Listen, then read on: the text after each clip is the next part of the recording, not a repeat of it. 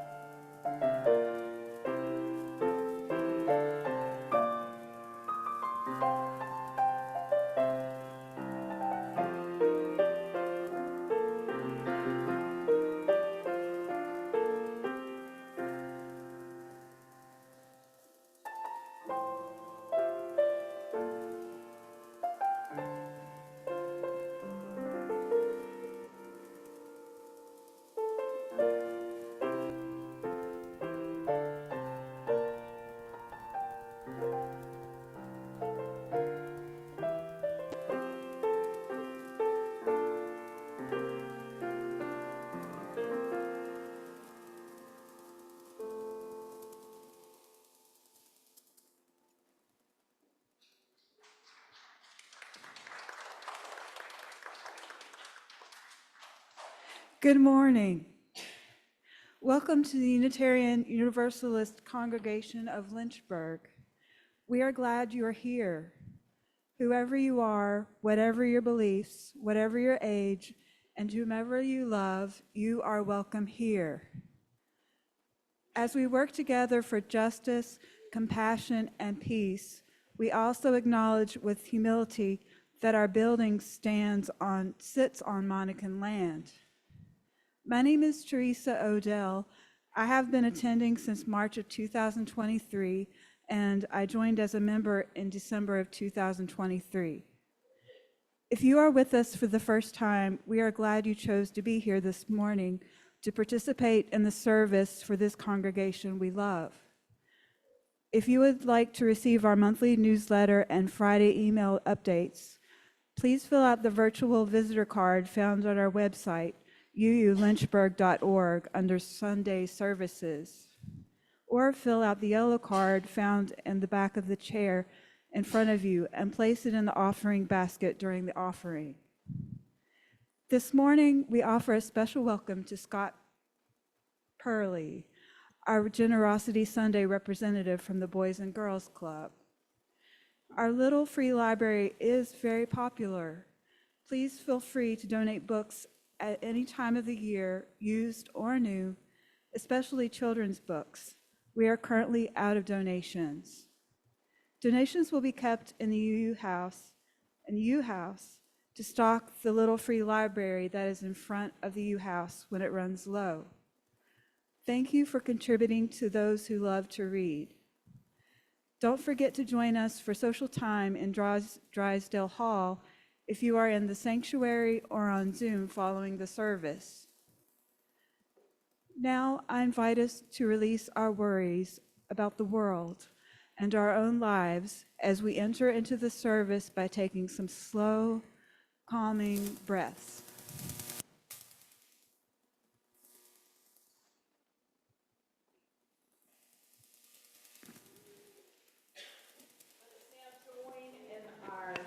Unison chalice lyre.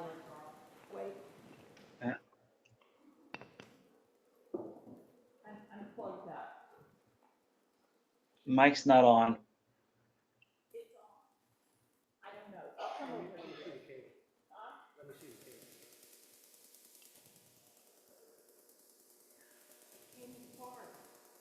Okay, I'm just going to. Technology is so wonderful. So let us now join in our unison affirmation as we light our chalice. May the light we now kindle inspire us to use our powers to heal and not to harm, to help and not to hinder, to bless and not to curse, to serve you, O Spirit of life. And I invite us to rise in body or spirit as we share our hymn. Oh, excuse me. Sorry.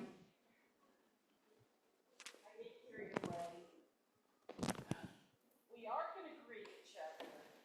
How are our Zoomies this morning? Roomies, say good morning to the Zoomies. Zoomies, say good morning. We still can't hear you, Terry. Your mic's not on. Burst into poetry or something, but anyway, now we're going to rise in body or spirit to share our opening hymn from the Teal hymnal 1008, When Our Heart is in a Holy Place.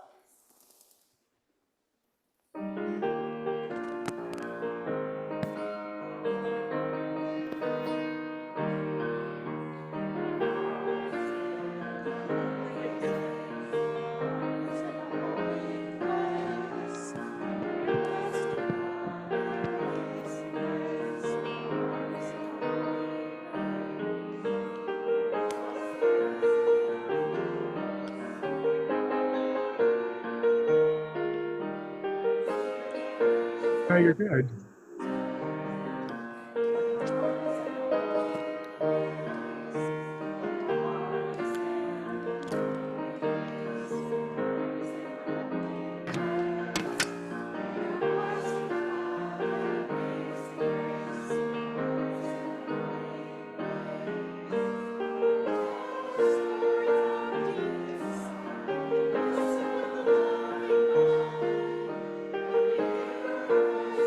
you.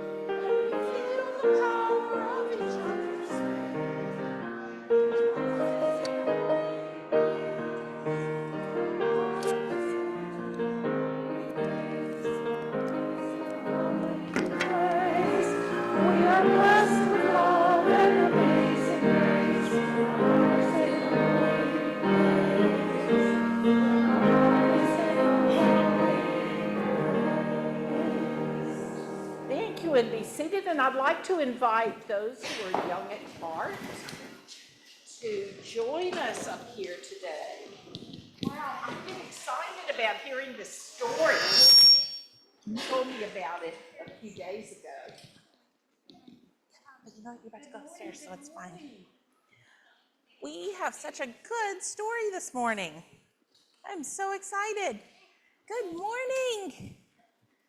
So our story today is called Seven Blind Mice. Seven, yes. No, it is not. This story is about 7 blind mice. Tails. There's a little bit. One day, 7 blind mice were surprised to find a strange something by their pond. "What is it?" they cried, and they all ran home. On Monday, Red Mouse went first to find out. "It's a pillar," he said. Pillar? What's a pillar? Like one of those, like one of those stone pillars that holds up something. It's very strong. But no one believed him. Yeah, they can't even say. On Tuesday, Green Mouse set out to go. "It's a snake," he said. Snake. "No," said Yellow Mouse on Wednesday. "It's a spear." He was the third in turn. Mama, how are they supposed to know? They're blind. I think they might be feeling it. Yeah, but they're like different parts. I think you might be right. I read a pillar story that was kind of like snake. Yeah, I think they might be feeling all different parts. The fourth was Purple Mouse. He went on Thursday. "It's a great cliff," he said. Orange Mouse went on Friday, the 5th to go. "It's a fan," he cried. "I felt it move." The 6th to go was Blue Mouse. Okay, then it actually is a snake and they're just feeling different parts of the snake. You think so? He went on Saturday and said, "It's nothing but a rope." But the others didn't agree. Okay, I agree with you. They began to argue. A snake, a rope, a fan, a cliff. Until on Sunday, White Mouse, the 7th mouse, went to the pond. When she came upon the something, she ran up one side and she ran down the other. She ran across the top and from end to end. "Ah," said White Mouse, "now I see. The something is as sturdy as a pillar, supple as a snake, wide as a cliff, sharp as a spear, breezy as a fan, stringy as a rope, Its tail and its but all together the something is elephant. an elephant." Do it. And when the other mice ran up one side and down the other, across the something, So this is the spear. from end to end, they agreed. Now they saw it too. The mouse moral: knowing in part may make a fine tale, but wisdom comes from seeing the whole. I wish we could go upstairs and we could feel something with our eyes closed. That's fun. We did that one time, didn't we? So today in the service, the grown-ups are going to be talking about looking at things from many different sides and how one person can see something and think it's something like a snake, but someone else might be seeing it from a different perspective and they might think it's something else, like a spear. So we're going to talk about today how we can put all our different perspectives together to get a better whole picture. And upstairs, you all are going to be talking about the many different ways to put different parts together to be inviting friends to one another. Our theme this month is invitation, and we're going to talk about how to build an inviting and welcoming place for our friends. So yeah, we have a chain upstairs to make a chain of friendship, all kinds of fun things. All right, so Let us send them to their class. all right, follow Miss Trish and Mr. Stacy.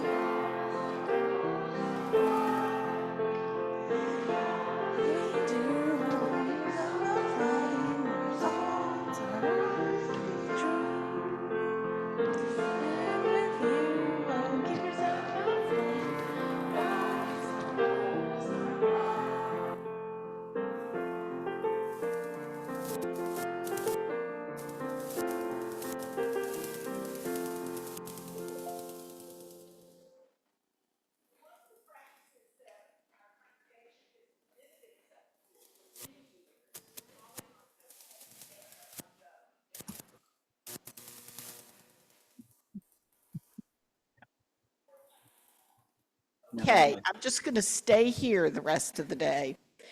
So, one of the things that's important to us as a congregation is to support organizations that make a difference in our larger Lynchburg community. And this morning, our Generosity Sunday recipient is the Boys and Girls Clubs. And I'd like to invite Scott to come up to tell us about the work of the Boys and Girls Club.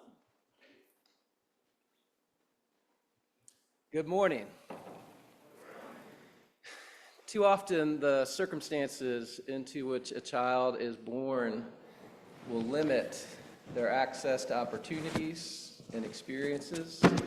The Boys and Girls Club of Greater Lynchburg seeks to remedy that, to stand in the gap for those kids who are lacking those opportunities. It's good to be with you this morning. I very much appreciate the time that you've given me, just a couple of minutes here to share with you our mission. We are almost neighbors. We are right here at 11th and Madison. The club is next year going to be 20 years old, and we've always been located right there. So if you want to come by at any point, we love to give tours and tell you more about our mission. Today, in just a moment or two, I just want to share with you 4 pillars or 4 buckets or 4 zones of influence, whatever metaphor works for you, that we focus on with the young people that come to us. We do focus on kids that are 6 to 18, so we work all the way up with teenagers. And they join, they come every day to our club. So let me just name for you our 4. First is health and well-being. So that can be nutrition, both teaching them about nutrition, but we also partner with master gardeners. We provide fresh fruits and vegetables from the garden and provide them with food every single day. Well-being, we really try to coach these kids as they mature, how to handle emotions. A bunch of our kids really struggle with that, and so we coach them up in that through our staff.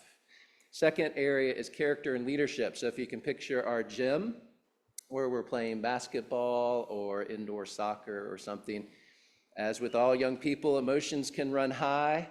And so coaching them through interpersonal conflict, hold dear to my heart that one of the greatest gifts you can give someone is the gift of forgiveness. So having young people look each other in the eye and ask for and provide forgiveness is the heart of what we're doing with character development. The third one is academic success. These kids have been in school all day, so it's a tall order for an after-school program like ours to get them interested in that, but we work right alongside the LCS, Lynchburg City Schools. I just met with the principal on Friday, and we really want to support them. A lot of these kids are 2-3 years behind in their literacy and numeracy, and we're working hard to make up that gap with them. And then finally is what we call life and workforce readiness. So we do work all the way up with teens. And whether it's a teen who wants to head off to a four-year school, we're certainly not under the illusion that everyone needs to head off to a four-year university. But if they do, we want to support them in that. If they want to go to trade school, if they want to go to CVCC, they want to go right into the workforce. We're there to help them with soft skills, with opening up doors. One of our metaphors, in fact, if you come for a tour, I'll show you a big blue door. The door is one of our primary metaphors. We can take the child to the door, we can take the teen to the door. Maybe it's a door that the circumstances into which they were born would never provide for them.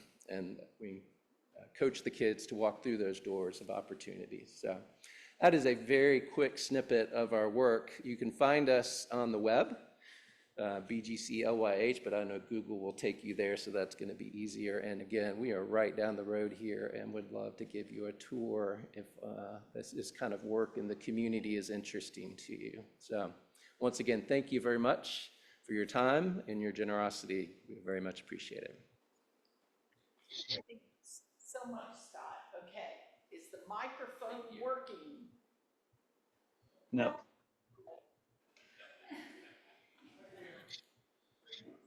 What?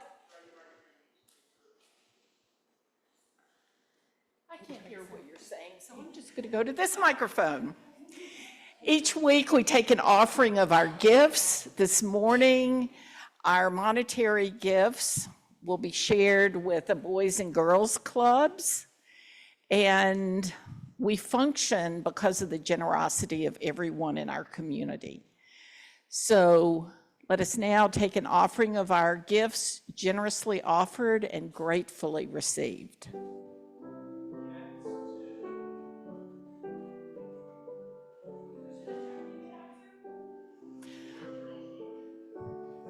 You can make it out to Boys and Girls Club, or you can put in the memo if you're writing a check to UUCL, Boys and Girls Club in the memo line, either way.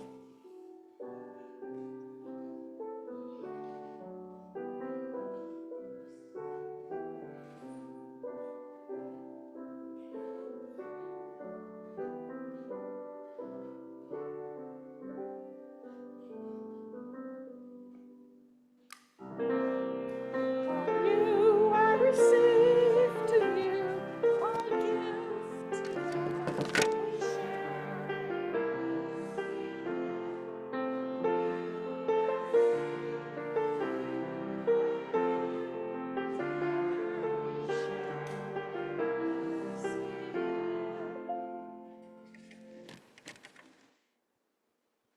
Oh, thank you.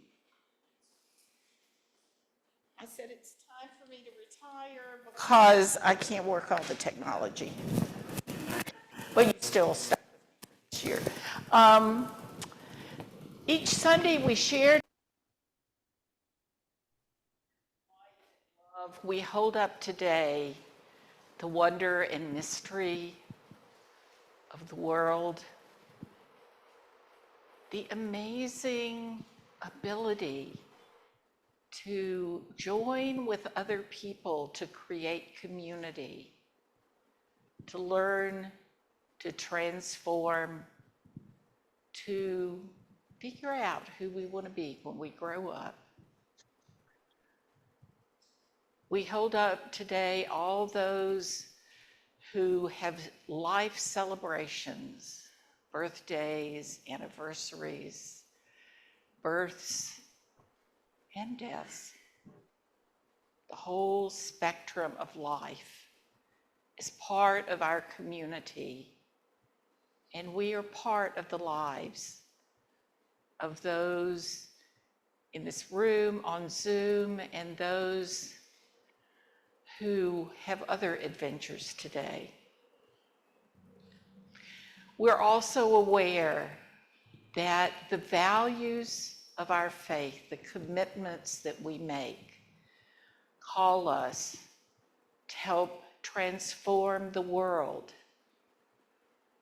to do the good that is in front of us, to make small changes in the harshness of the world so that when all of our deeds are combined, we do indeed bend the arc of love toward justice. This we ask in the name of all that is sacred. Amen.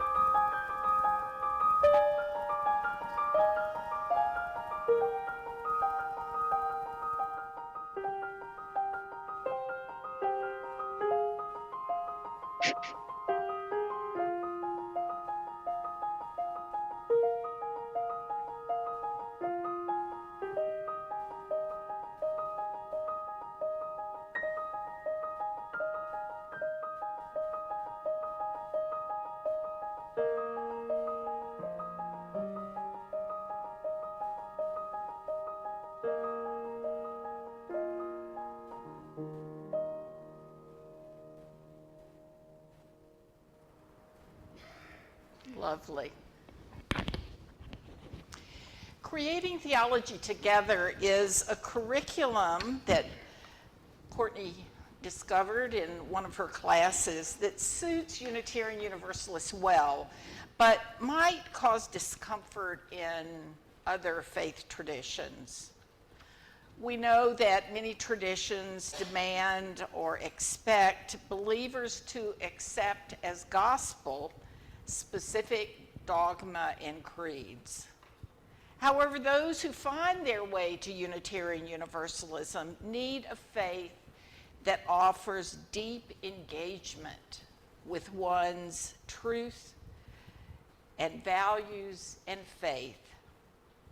When I think of our search, our lifelong search for truth and meaning, I'm reminded of T.S. Eliot's words, "What we call a beginning is often the end, and to make an end is to make a beginning. The end is where we start from. We shall not cease from exploration, and the end of all our exploring will be to arrive where we started and know the place for the first time."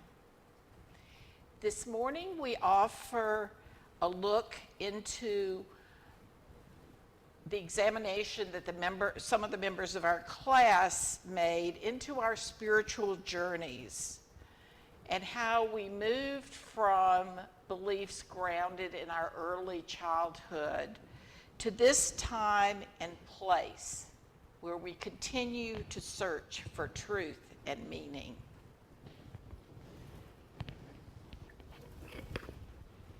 During our class, we began with our core beliefs, the ones that animate and inspire us. Mike's not up.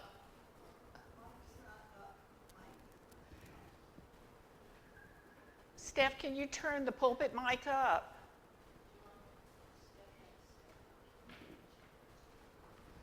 One moment, please. Kim, you have to keep talking so they'll know if the mic is working. Okay. I can do that. And are we on yet? Are we on? Yes, we are. Okay. Let me start over again then. During our class, we began with our core beliefs, the ones that animate and inspire us, and using creative exercises and deep dives into healthy and outgrown beliefs, we spiraled around early beliefs to arrive at the beliefs, our theology, that gives our life meaning now, in this day and time. And so we share some of our journey and our discoveries with you and invite you on the journey of creation. We learned, for example, about how our lived experiences shape our perspectives, much like filters. And we did an exercise. Oh, why isn't this advancing? Okay, here we go. Where we looked on a screen. Is it showing it? Yeah. Okay, at just dots, okay? It's just, and we were given glass filters to look through. And some were blue, some were green. And as you looked through them, what you saw of these shapes changed. Now, I'm trying to emulate this on PowerPoint. It doesn't quite work as well, but here with a blue one, you can see it's a different perspective. With green, with purple, with yellow.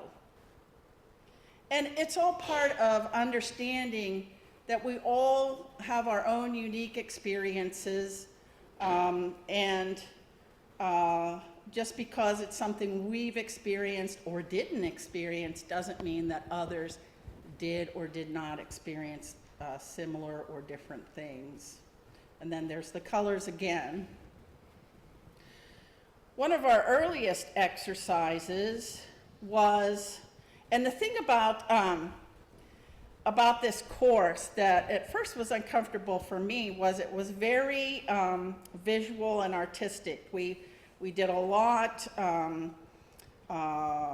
with painting mosaics, with clay, with watercolors, with other materials as ways of expressing or coming up with our thoughts and stuff. And one of the earliest exercises was for each of us to build a window that had 4 panes and a center. And we went through magazines and cut out things that would indicate what our experience was in each of these panes.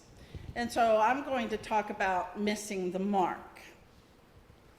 Missing the mark is our tendency to fall short of one's ideals. We make mistakes or act in ways that are not aligned with our values or principles. Unlike traditional religious frameworks that may equate missing the mark with sin and moral failure, Unitarian Universalists see it as an opportunity for growth, learning, reconnection, rather than punishment and eternal condemnation. When someone misses the mark, it often leads to a sense of internal disconnection, where the individual feels out of alignment with their own values, ethics, or sense of purpose. As individuals, we are encouraged to reflect on our actions, not with shame or guilt, but with compassion and curiosity. The disconnection is viewed as a temporary state, one that can be mended through self-awareness, growth, and a commitment to doing better. Missing the mark also causes a sense of disconnection from others and the wider community. When someone feels they have failed, whether through harmful behavior, neglect, or ethical lapses, they may withdraw or feel unworthy of participating in communal life. This disconnection is problematic because it prevents individuals from accessing the support, forgiveness, and restoration that community can offer. On a broader scale, missing the mark can signify a disconnect from the web of existence that Unitarian Universalist theology emphasizes. When our actions harm others or the environment, we disrupt the interdependent web of all life. Our principles call individuals to recognize this disconnection and to work toward healing, justice, restoring balance, both within ourselves and in our relationships with the world. One concept of this missing the mark is the issue of shame. Shame is something that does come about in certain faith. It's a way to other people, shun them, separate them from the group, and it can exacerbate feelings of connection. Shame is this internalized belief that one is fundamentally flawed, unworthy, or beyond redemption.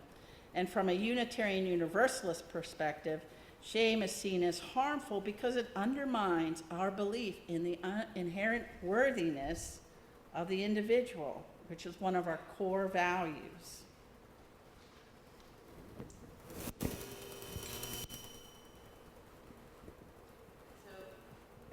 Do you want this one back? Here, let me address.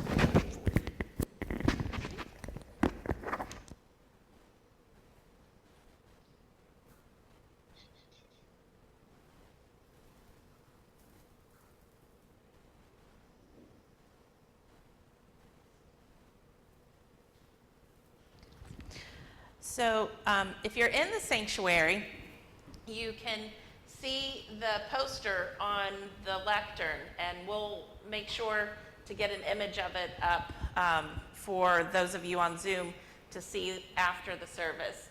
But this is a larger representation of the individual windows that we each did. As the exercises went on, one of the things we did was then to deconstruct our own windows and build a larger shared window. And the one on missing the mark is the upper right quadrant that Kim just talked about. I'm going to talk a little bit about the second window, which is the one on the upper left, where we talked about salvation and redemption. The universalist aspect of Unitarian Universalism means that salvation is inherent. Salvation is not about escaping punishment or securing a place in heaven, as in some traditional Christian frameworks.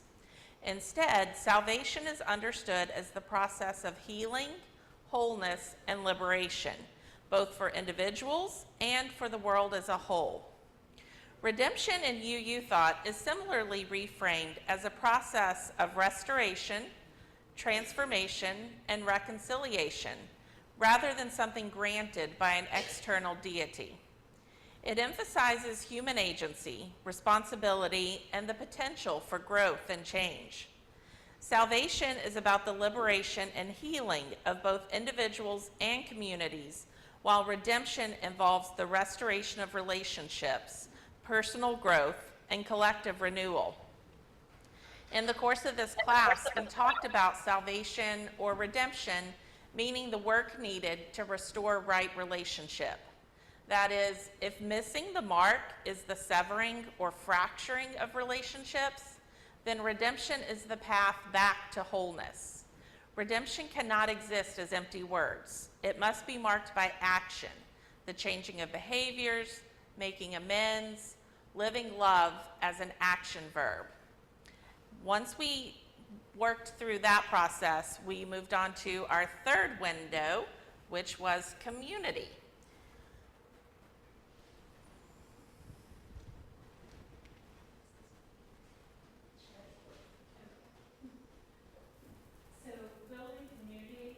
Is an intentional and meaningful process rooted in inclusivity, shared values, mutual respect, and connection.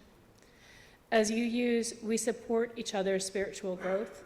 We foster open-mindedness and respect for different beliefs, encouraging our understandings of life and spirituality to evolve as we grow and change. During the first and second parts of the class, we explored how our backgrounds, including our families and our faith of origin, shaped us. But for most of us, those communities are not where we stayed. We've moved on and formed new connections, maybe discarded some of our beliefs that we grew up with, and created something new. So we also thought about the communities that we're a part of now, how we shape them, who we include, and then also who is absent.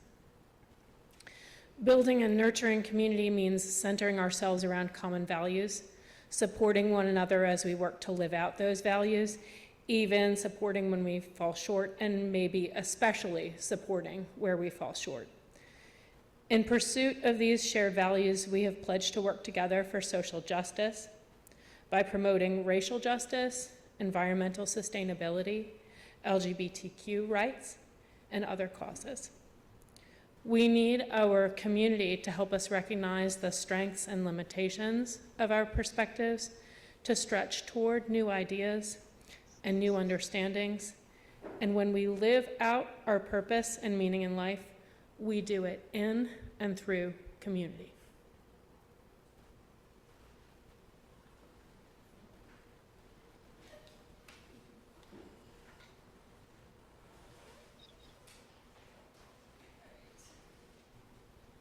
Hello. I did the fourth quadrant, which was purpose and meaning. There comes a time in one's life when they look for purpose and meaning. Some questions may arise, such as, what is my purpose on this earth? What, with all the experiences having been endured, both good and bad, is there a meaning behind it all? Questioning what you were raised believing, and even up to the point of the present, is a very normal experience. While it's normal for a group of people to have different ways of being raised and living, what we found in our group is that those differences connected us to the values and principles of Unitarian Universalism. A big part to consider is love. People can find purpose in loving all things, all animals, and Mother Earth. While our class was mostly similar in our discussion of purpose and meaning, it's okay to have differences too. Unitarian Universalism congregations are those with open arms to everyone and embraces the differences and diversity within the people.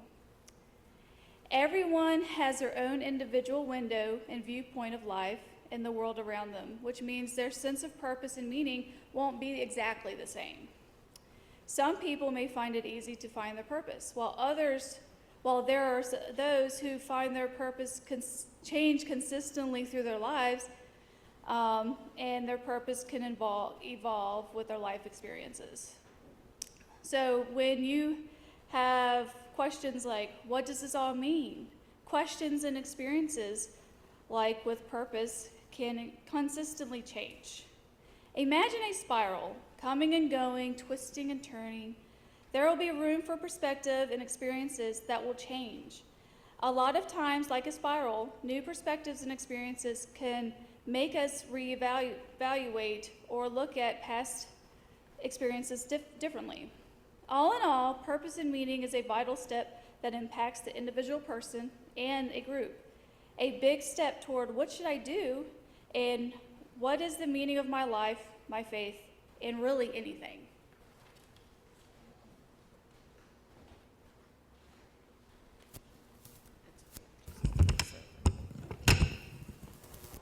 As you can see, the center of our window is the orienting idea, or I would say the grounded center, that pulls together the four parts of this window: missing the mark, salvation and redemption, community, and meaning or purpose.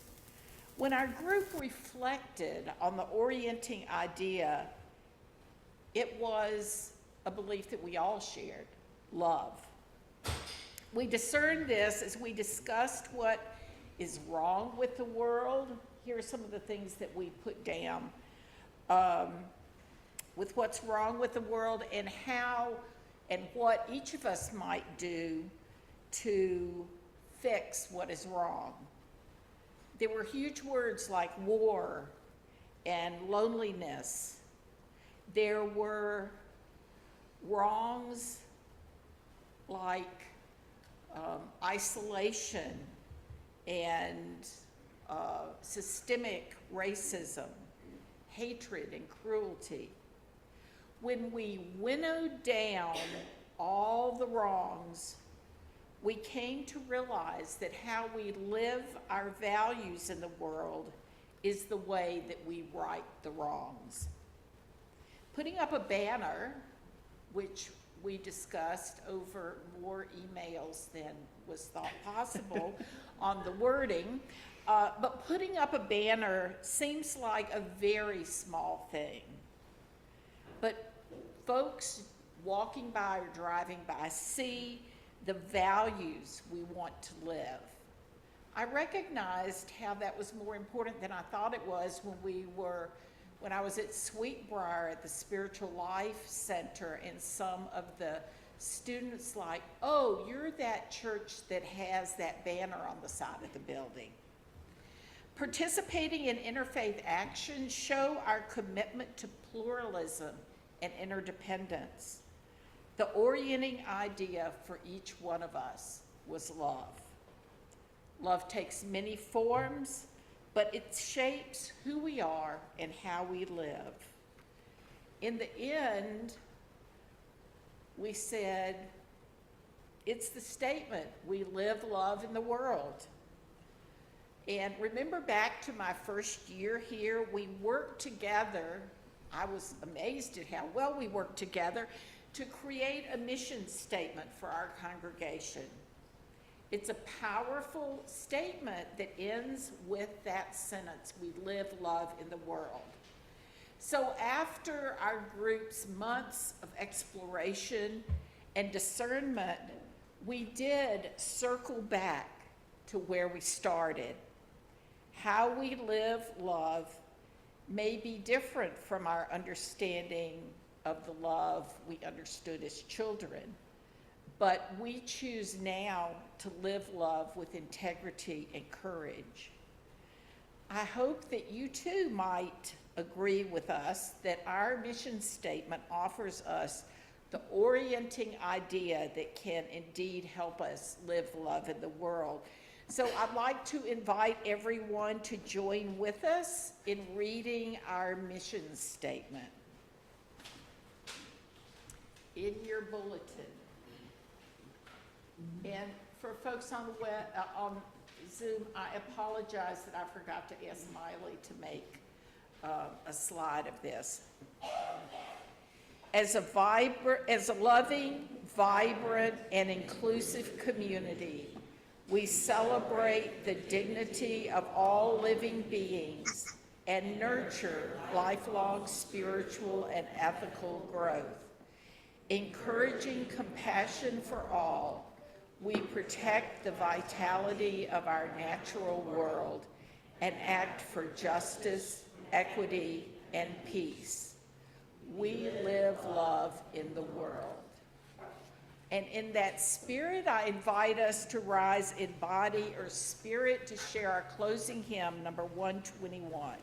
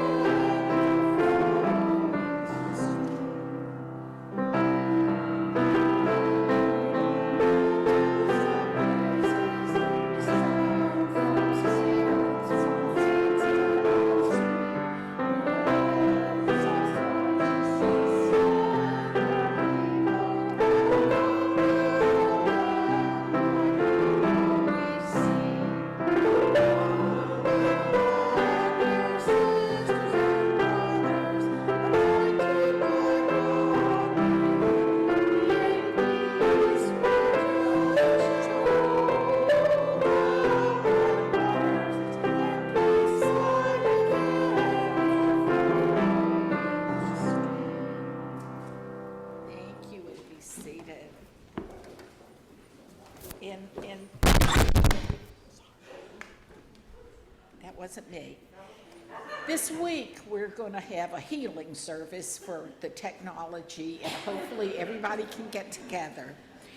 But thank you for your patience. As our service draws to a close, we extinguish the flame of our chalice as we say these words together. We extinguish this flame, but not the light of truth, the warmth of community, or the fire of commitment. These we carry in our hearts until we are together again. And roomies, let's wave bye to the Zoomies. Zoomies, wave to us. We want to see all your goodbye waving. It's wonderful to be together. Our final words of benediction were written by the Reverend Laurelyn Bellamy. If here you have found freedom, take it with you into the world. If you have found comfort, go and share it with others. If you have dreamed dreams, help one another that they may come true. If you have known love, give some back to a bruised and hurting world. Go in love and go in peace.